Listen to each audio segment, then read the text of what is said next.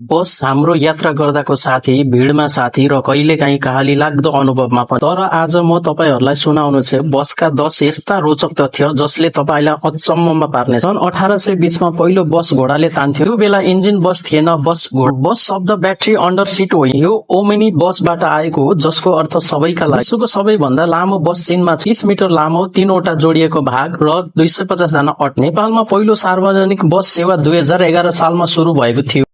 काठमाडौँदेखि त्रिशुली र काँकरभिट्टासम्म। के तपाईलाई थाहा छ लन्डनको डबल डेकर बसलाई पहिले सिक्रेट बस भनिन्थ्यो, कारण रातो र सेतो। जर्मनीमा ड्राइभरलेस बसहरू चल्न थालिसकेका छन्, जसलाई एआई ले चलाउँछ। ब्राजिलमा एउटा वाटर बस छ जुन नदीमा तैरन्छ। यो बस हो कि डुब। सबैभन्दा व्यस्त बस रुट भारतको मुम्बईमा छ। दिनमा 5 लाख यात्रुहरू एउटै रुटबाट हिँड्छन्। विश्वको सबैभन्दा छोटो बस रुट भेनेजुएलामा जम्मा 50 मिटर, त्यो पनि पहाड चढ्न। बस बारे यी तथ्यहरू तपाईलाई कस्तो लाग्यो? कुन सबैभन्दा अनौठो लाग्यो? लाइक, शेयर, कमेन्ट अनि सब्स्क्राइब गर्न नबिर्सनु। अर्को भिडियोमा अझ रोचक कुरा लिएर आउनेछु।